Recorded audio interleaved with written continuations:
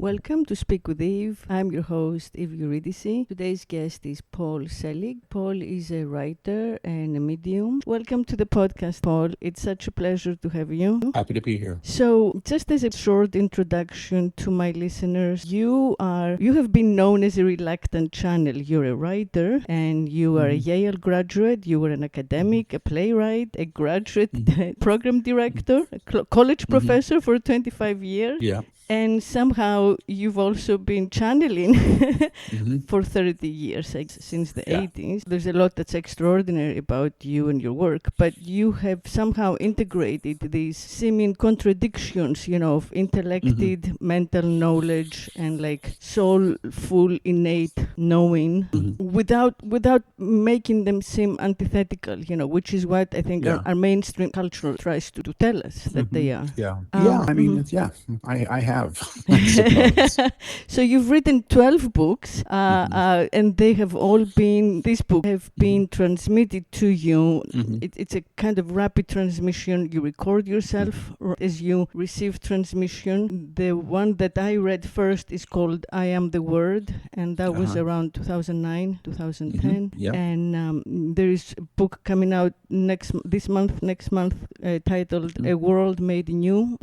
Book 3 of the Manifestation Trilogy. And yet, you're not quite the writer. You are the writer, but you're not the writer. No. It's an interesting freedom that you have from the self-consciousness of the writer, because you consider yourself just the messenger, the vessel. I do. It's very different. So you hear your guides.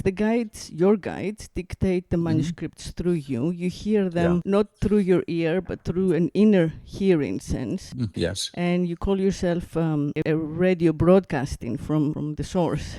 So how did this, tell us a little bit the story of how difficult it was to commit to this opening or awakening and to go public with it. Again, at a time where there is a lot of, normative, in the normative world, there is a lot of doubt about our connection to spirit, which used to be for thousands of years very mainstream and common. Well, I didn't expect to be doing this. About a little less than a year after I graduated from Yale, I was a writer. I was a playwright. My career looked like it was about to take off in a big way, but I was also a bit of a drunk. And I hit a real bottom, which was curious. And I ended up praying for the first time in my life. I'd been raised sort of an atheist. So I didn't know what a spiritual life was, or that one could have one, or why one would even want one. It just wasn't on the menu for how I grew up. But I did that. And about 3 days later, I heard a voice, which was the first voice telling me to get my act together. And it wasn't like a voice in the room. It was like a thought that had its own quality that blocked out all other thoughts. And I couldn't refute it. I knew it was true, and I took the action that they told me to do. And, that was that. But my clairaudience, which is how I see this, was something that was developed. I started opening up psychically shortly thereafter, which was a challenge. I started seeing little lights around people. I'd had an experience of energy, a few months into this that left me seeing these little lights. I didn't know what to make of any of it. And I ended up studying after a while a form of energy healing to get a context for some of this stuff. And I was volunteering at a center in New York that was providing services mostly for people that were living with AIDS. This was the early 90s, and there were no cures, and these pop-ups were starting up. And I found that when I had my hands on people's bodies, I began to hear things for them. So if I had my hand on your chest and I heard the name Billy, I learned to say, who's Billy? And they'd say, my lover, my father, my husband, my son, my dog, whatever.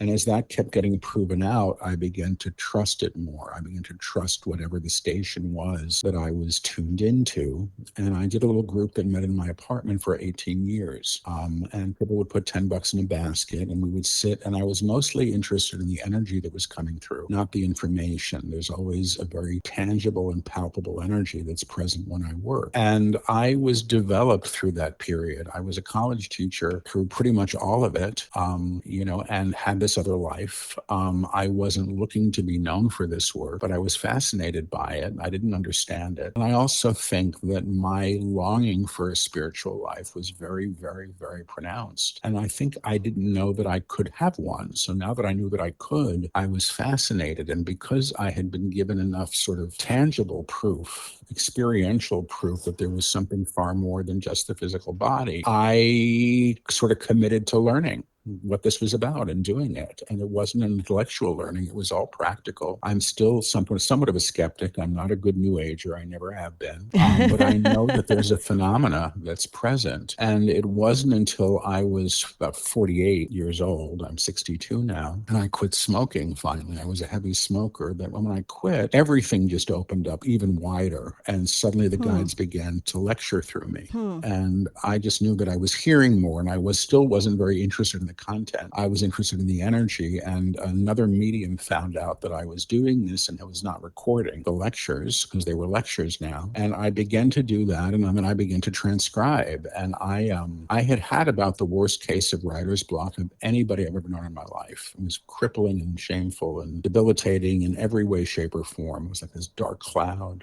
And I began reading the transcripts after I typed them up, and I would see that there were 5 or 7 page lectures or essays that required absolutely no editing. They were perfect. And I was fascinated by that. And every week I would look forward to see if it would happen again. And it always did. And not long after that, the guides announced that they had a book to write. And if I would take 2 weeks, they would do it. That was how it happened. 2 weeks.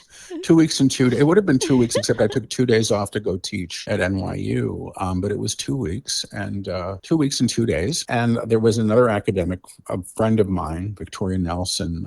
We were both at Goddard together at that time. I was still at NYU and doing Goddard and running a program there. And Vicky was on the phone for those sessions, and then I would type up the recordings. It took much longer to type the manuscript up than it, and it really was a book, which I didn't know until I finished typing. It was a real book. And the guide said it'll be the first publisher that reads it, and don't haggle. And it was. I wasn't even submitted. I was invited to channel at the Esalen Institute in Big Sur before some scientists and some academics. And there was a publisher there who took the manuscript home with him. I had it in my suitcase, and it was on the shelves about 8 months later, and that was it. And they've done almost a book a year since then. And really, I am the conduit. So I left my academic life maybe 8 years ago now. And I had been I had 2 full-time teaching appointments, and I liked them both. I enjoyed them. I was good at them, but this work really took over, and I'm still a student of the work. So I'm not a spiritual teacher. I'm not a guru. I do work as a psychic, although I'm an odd psychic. I'm a radio. So when I'm tuned into the guides station, they're broadcasting through me, and all of the books now are done publicly. They're done in front of audiences. Only the first 3 books were done over the phone with one person listening, and now they're all done, on the road, in live events or online before people, and they're unedited. So there's not even any editing that happens. The transcripts are proofread and then published. As the guides say, chapter 1, chapter 2, and that's it. This is the end of the book, and here's the title, and that's how they all go. So I do this now, but as you said, my name is on the cover, but I'm not the author. And with the psychic work that I do, I just tune into people like they're the coordinate or they're the radio station, and I can hear them. So I'm like a medium for the living. So if you're estranged from somebody and you give them their name, I can probably tune into them and hear them. I may even start to look like them, and I can talk about the dynamic that's there. And that's it. It's a very quirky skill set that's been developed through I think practice and showing up with some real consistency for a good number of years now. Well, I think first of all it speaks to your bravery and fearlessness, most of all, and I don't know, supreme confidence, because again, both both sides of our civilization, of our culture right now, would look at it with suspicion, right? So on one hand you have religion, where mainstream religion basically looks at anything from Quakerism and energy healers and hands-on shamans with some skepticism. Edgar Cayce was received with skepticism, right? There is in the general sense that there is one God, but only our God. So the God, everything is great if that God's not the other people's God. You can't have the Muslim God and the Christian God and the Jewish God God and the Hindu God. That's terrible blasphemy. You can get burned on the stake for that. So you combine all gods in one. So, that kind of is sacrilegious, let's say, from the point of view of traditional monotheistic religious faith. And then at the same time, you very much reinforce this sense that we do have a direct channel to a world that we cannot, scientifically, confirm and prove beyond, scientific doubt, whatever that may be, which is, anathema to the other side of the culture that we live in now, which is, scientism, right? We no longer believe in God because we believe in science. Yeah, I agree. So there you are, like a pirate. Not really, And I do think it's brave. I do. I think it's pretty, you have your own hero's journey. You're probably protected by being able to live in a world that thinks that's acceptable. You're in Hawaii. It's a special culture, right, in the natural community and SLN. And I do think you embody a freedom that's extraordinary. The fact that you trust yourself enough to say what you just said to me, that you trust yourself to your guides, to your intuition, is extraordinary in this moment in time. I think it's less extraordinary than people think. In my practice as a psychic, I would read for, judges and district attorneys and, CEOs of big companies that were quite psychic and just were being very quiet about it. We all have innate capacity, but we've lived in a world where that hasn't been supported.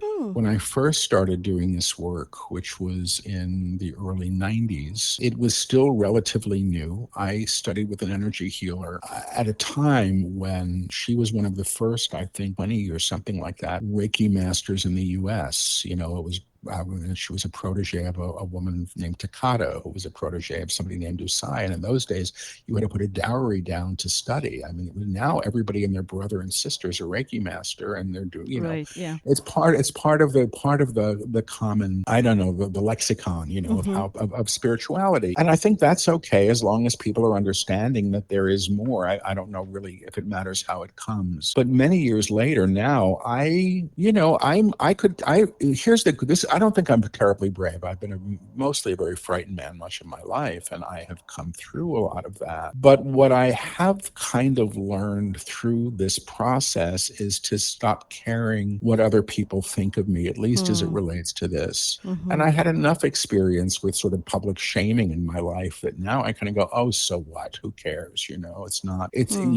I've lived through some of that in other ways. So I find this interesting. The guides that I work through, that teach through me, are now teaching about, they're calling it like the God beyond our ideas of God. And the ideas of God that we have were basically, they say, the result of somebody sort of trying to reach their hand through a cloud and grab what was on the other side. And their teaching is about what exists beyond that cloud, which is far more universal than we've been led to believe. It's just what simply is. I mean, there's an old line in 12-step literature, and I'm an old-time 12-stepper, that blew my mind when I first heard it when I was about 25 years old. It was a line that said, well, God is everything or God is nothing. What's our choice to be? And we like to parse out what's spiritual and what's holy and what this church says or those people do. And it's all based in sort of separation. And I don't get that that's really the truth of any of it. So, it's a funny time in the world. I think structures are collapsing right and left. And what we always thought would be there may not be there. And, in some time. And so people are opening up to something more.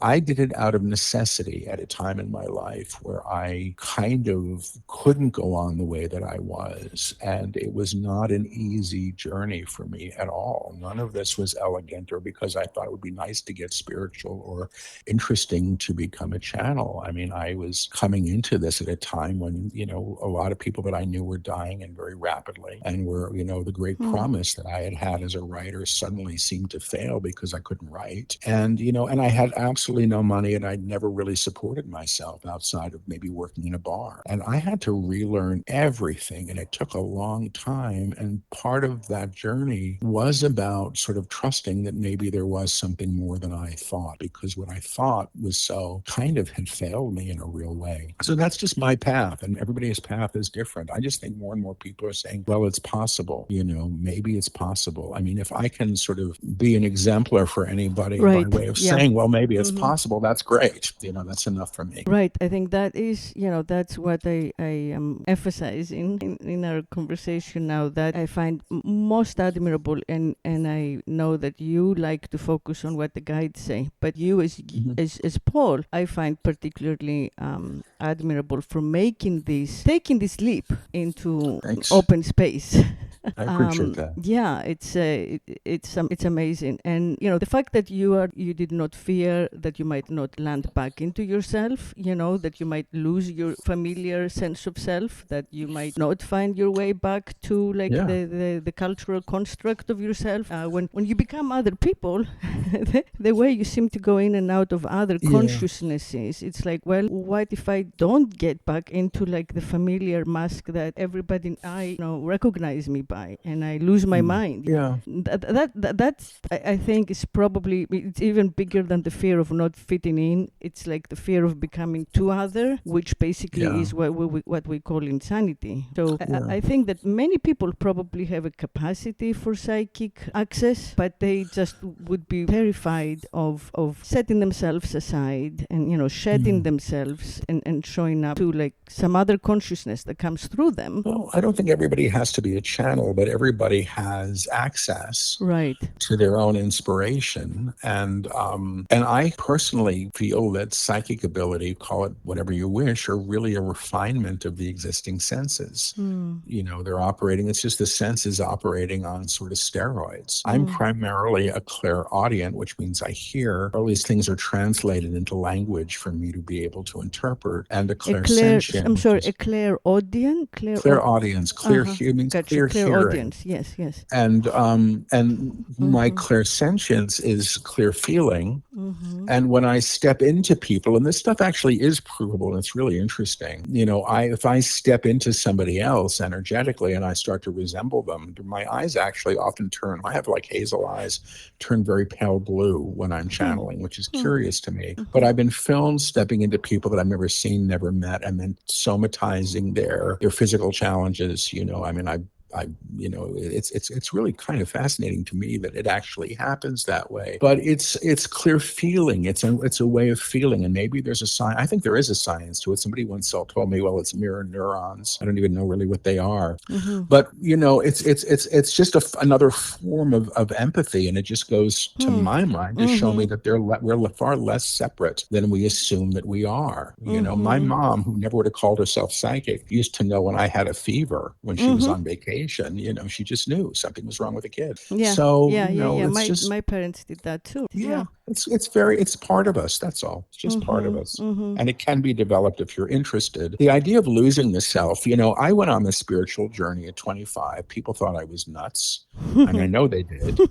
And I didn't know whether I was nuts or not at that point. I was just miserable and trying very, very, very hard to stay afloat. And what happened for me, I suspect, is that it became far more ordinary than extraordinary. So I have an experience of being in the world that's informed by other things.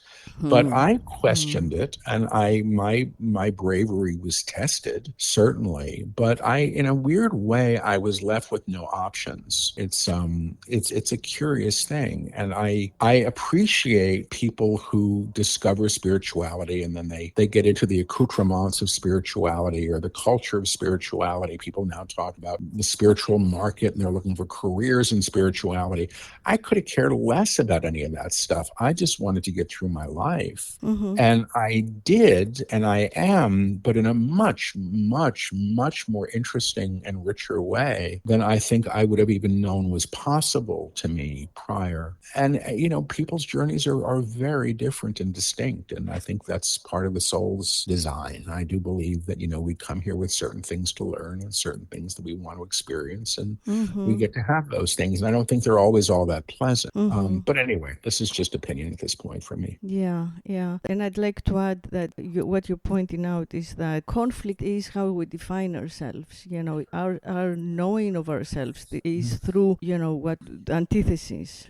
I'm Greek, which means I'm not a Turk, right? Yeah.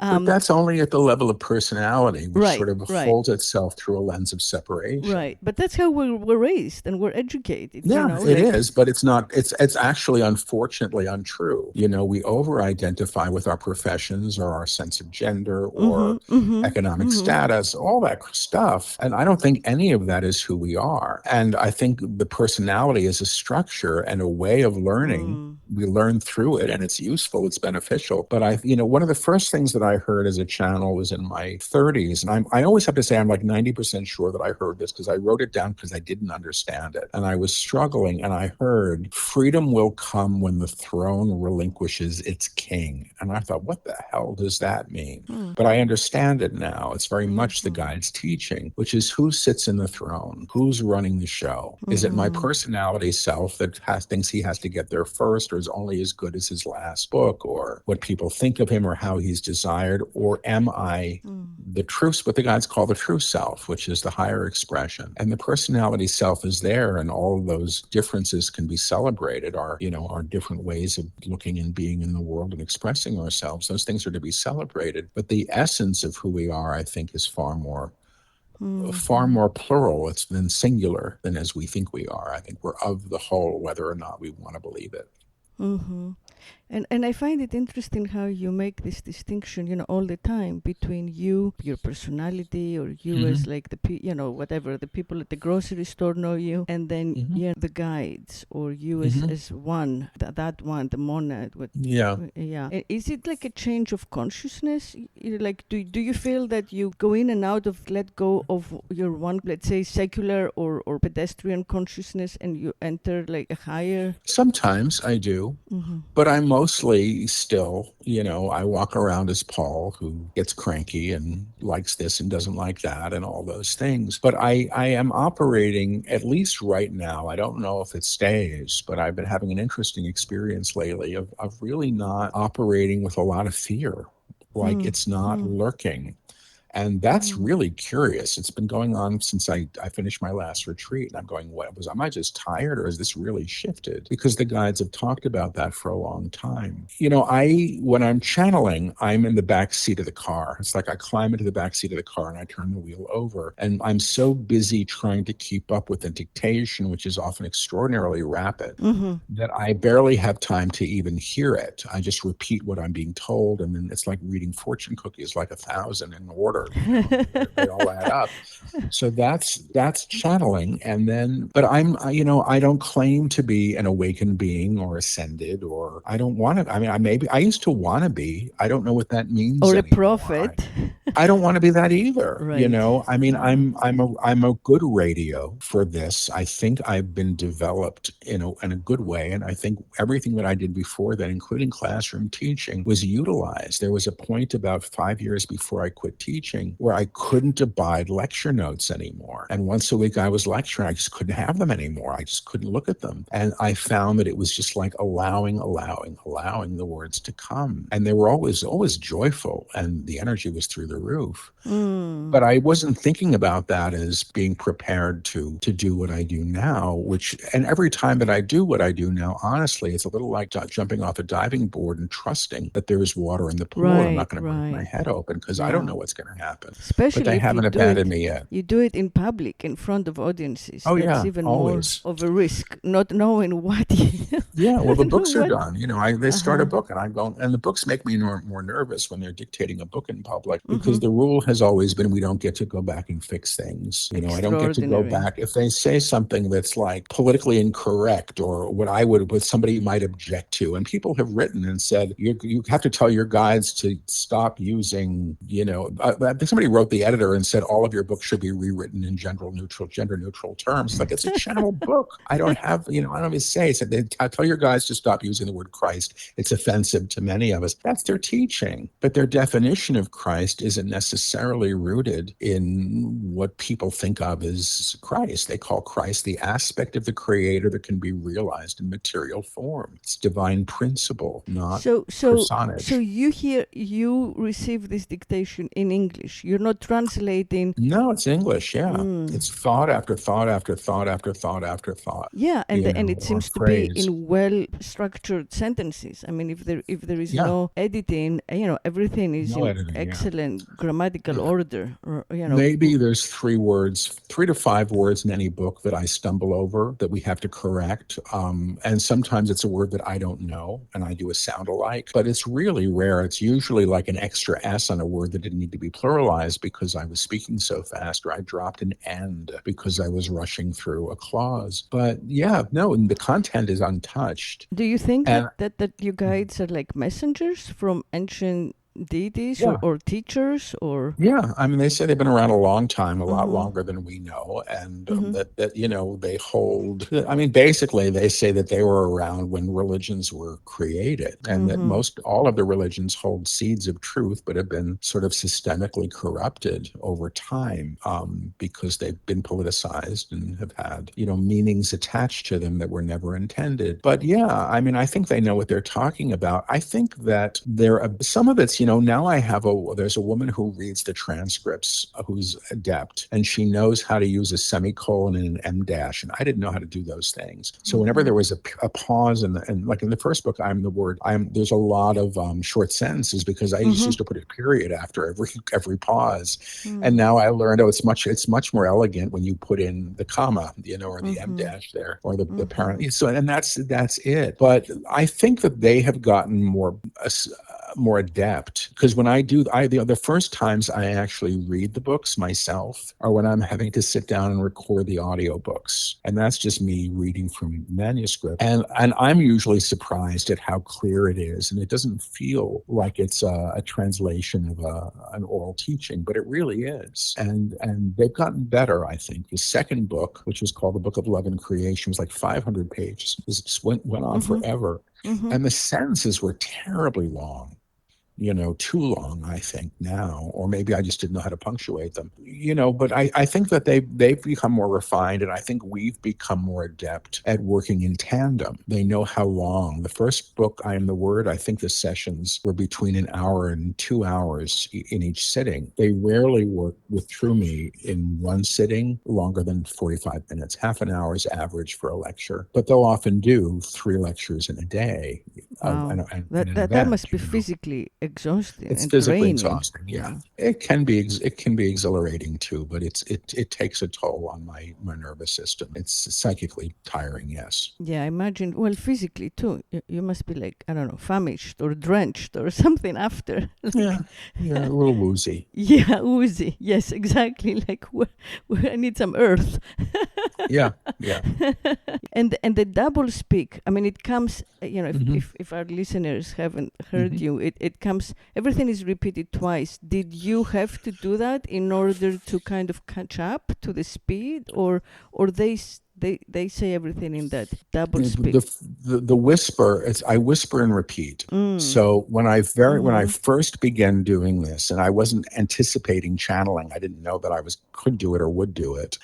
The initial experience was of somebody pressing their lips against my forehead and sort of speaking the word. It was the vibration of the sound of the word that I would feel, that I would then whisper at my lips. Oh, that's and it so was lovely. soft. And then I would repeat it for everybody in the room to hear. And it just became a way to work. It's like operating in a loop. Wow. There's always a phrase coming. And the times that I have channeled without that, I actually don't remember anything that they say, which is a little frightening to me. Here, there's almost enough of a half-second delay, enough that if there's a word that I can't make out, and sometimes, and it's I'm sure there's a lot of videos out there with me doing this, where I go other word, or I bark a word, like suddenly I yell the word because I wasn't sure what it was, and they just push it out of me to make sure that it's gotten clearly. that's the way that allows for a little bit of that. But it's really like, I tend to say I'm sitting in the backseat of the car, I'm half listening, and occasionally I will hear them say something. I'll go, hey, wait a minute, that doesn't make sense. Hey, wait a minute, I'm confused. And then they'll say, Paul is interrupting. And then they'll generally take on the question, or sometimes they'll say, we'll address this later, and we'd like to continue the teaching, and they do their thing. So the whisper and repeating may have just been a terrible habit that I got into in the beginning that I've maintained, but I don't like the feeling right now still of when I'm working so directly that I don't even know. When I'm channeling directly without the repetition, all I hear is sound. There is no meaning attached to the words. There's a recording of me somewhere from years ago in Mexico where I was doing it that way. And at the end of the lecture, it just became a series of vowels of just sounds. Wow. And I was like, I don't know what the hell this is. Wow. I saw once in the Gnostic Gospels, the Nag Hammadi scriptures, there's actually some lecture that does that at the end of some teaching.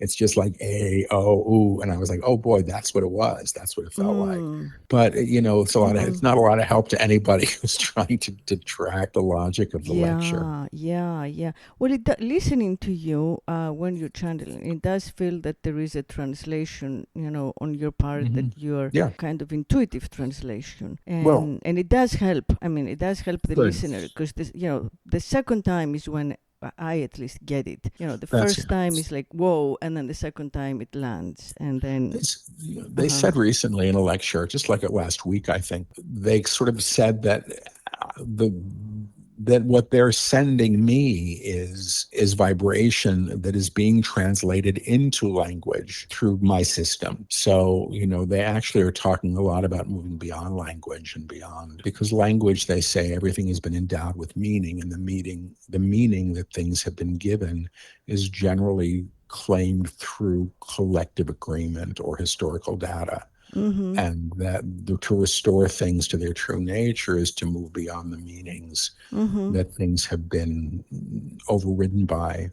So you're right, actually, there is a translation going on. I just don't experience it that way, but that's how they've explained it as well. Yeah, well, that would be the ultimate goal, to restore things to their nature that's beyond, the limitations of language, which comes down to us, from earlier civilizations that had a lot of bias and prejudice. But then how do we communicate? Well, it's funny.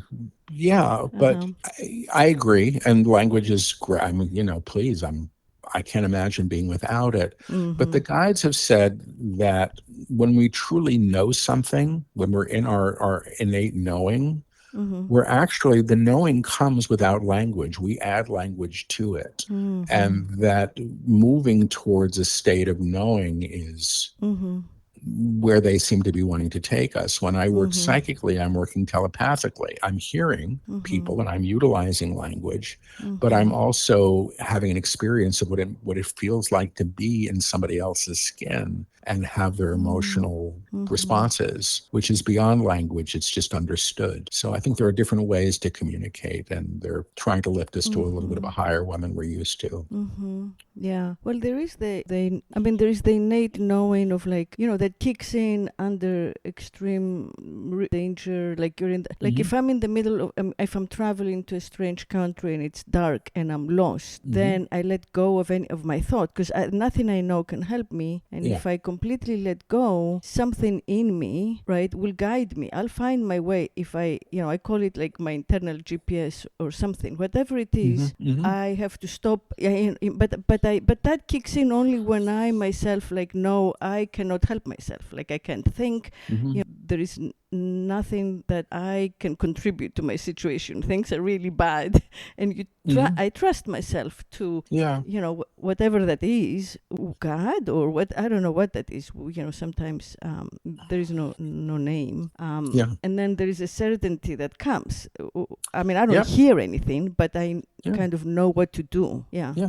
The guides say, they teach this sometimes in their classes, and they say, okay, go to a time in your life when you knew something, truly knew it. I knew I was in love. I knew I got the job. I knew the friendship was over, whatever it was. And remember what it was like to experience that knowing. And then they'll say, now go to something that you think. I think I know what's for lunch today. I think I know how my friend feels about me. And you'll find that they're entirely different experiences. And they've explained it by saying that when one is in their knowing, there's never a question attached. So when I first heard that voice telling me to get my act together when I was 25 years old, I did hear it in language, but I couldn't deny the truth of what I felt. It just was there. And the other thing they've said about knowing and true knowing is when you truly know something, there's no fear. There's no real fear in knowing. And they say even the idea of like getting a rough diagnosis, that's not what's fearful. The fear is what's going to happen next and what are they going to do and how am I going to manage this? And I find that that's a useful barometer because, you know, thinking has its place, but knowing is something a bit different, and knowing is not based through or based in accrued information. It actually is based in an experience of the present moment where you have access to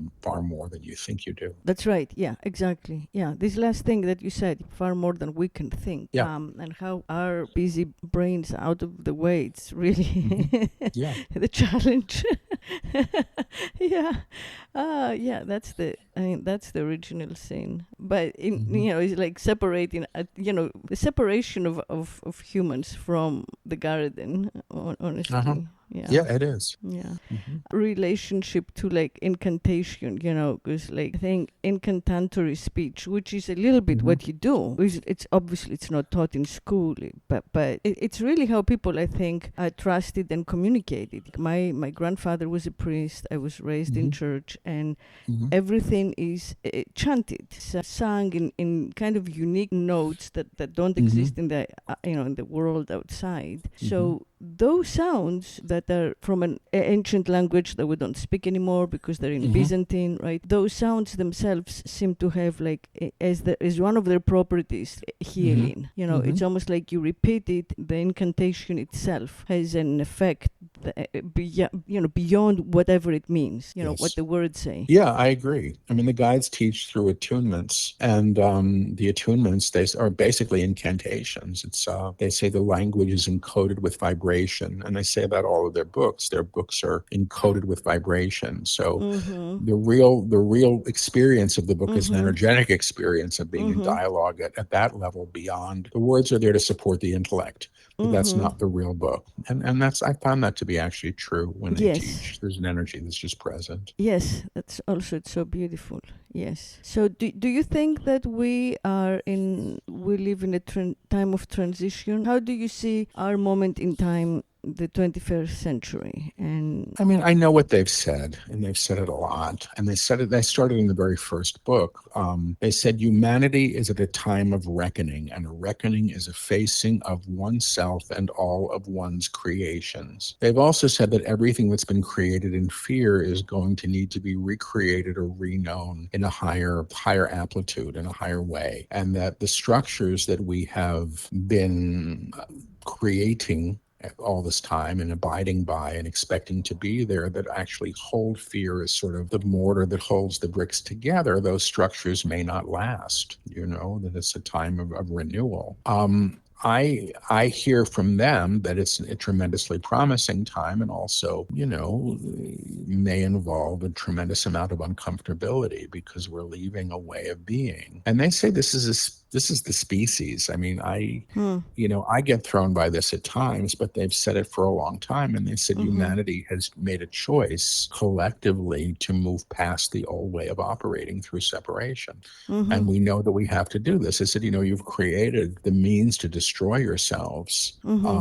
You know, and they say if you think that, you know, a bomb is there to keep the peace, you're insane. One day they will go off. And we know that. So I think they're saying we're having to move to a level of consciousness collectively where that's not an option. And that is an enormous shift for us to undergo. And they say it's going to take generations, but they say it's been begun. So that's what I've heard. Yeah, there are theories in the, you know, New Age community about like the morphogenic field and, you know, the 100 monkey principle, and, you know, the idea being that if enough people evolve or upgrade our consciousness, their consciousness, whatever that number is, if enough of humans upgrade their consciousness to match a little bit what you've been saying, we've been saying, then there can be an evolutionary, like epigenetic change where our understanding of ourselves is upgraded. But that does seem like a very slow. I mean, I don't know. Yeah. It's, now, like, I think that, since COVID, what I knew was like my natural community, the yogis and the burners and the vegans and the, manifestors and the meditators. I mean, it's a vast variety. The community has been fractured by, the politics of COVID a lot. And the relationship, the relationship of, like, say, the body politic to government mandate. So, I don't know, it seems that there is some infighting that I hadn't seen before. And hopefully it moves beyond that. Yeah. Know? I mean, that's all. That's really all I have to say about it. Yeah, exactly. Yeah. Yeah. And it may be all for the better good. I mean, there may be like a lot more people who come into this community as a result of this fracturing. There could be that in the end, it becomes much more mainstream, which would be positive. It depends on which side of the fence you're sitting on. So and that's the problem with that. And, the book the guides are dictating now is called Divine Union. And they're talking a lot about separation and how we've used that. And, it's a very simple teaching. What you damn and who you damn damns you back. What you put in darkness calls you to the darkness. So that includes any group of people. It's really stupid, in my opinion, finally, to perpetuate division. And they also say self-righteousness on whatever side one is on is always the personality self. So, they're teaching about moving to a level of consciousness where things are altered through a recognition of the inherent divine. And that's not necessarily convenient. They used to say, they talk about the upper room, which they say is a state of consciousness, as you can call it Christ consciousness. They describe it as the octave of tone above the common field. They say we exist in an octave. Our reality with highs and lows and our ideas of good and evil and light and dark, it's all still one octave. And they're lifting us, they say, to the octave above this. And that's what they do. So they've said you cannot lift the evil man to the upper room because you have made him evil, which means you've aligned to him at that level. And it's that simple. Yeah. But none of this is easy and none of this is comfortable, for my personality. It's easy. I like to be right, so, I'll pay the price for that as long as I have to. But I think we're in an interesting time. And I think the kind of fracturing that you're talking about is happening all over the place and in different ways. And I think the good news is the guides say, we have to see this stuff in order to be able to move beyond it. A lot of what people dealt with finally was levels of prejudice and levels of, inequity that had been present for a very, very, very long time were finally being seen and addressed. And none of it was comfortable, but nothing really gets addressed until it's seen. And we like to hide our own shame, let alone our collective support of it. So anyway, and we also hide our gifts, I think. Again, I'm going back to what I was saying in the beginning. I really do think that more people would have or do have access, interpretive access to spirit consciousness, but just don't know how to admit that in the wide world, in front of like their colleagues and their families. As it becomes more normative and familiar and mainstream, then it will help move us beyond our limitations, our current limitations. Yeah, I agree. Yeah. And so, and thank you for coming today to speak to us, and thank you for doing this for so many years. And everyone out there, Paul can be found in your website, right? Through your website, paulselig.com. Yeah, there are like ABC, Nightline, and Deepak Chopra have said flattering things about you. So that helps you get the sort of accreditation that we were just talking about in the world of everyday human exchange. I mean, do you feel that there is something else that you'd like to say? Do you feel complete? No, good. And I appreciate the time. And, it was a nice conversation. Thank you so much. Yeah, thank you. Thank you for joining me.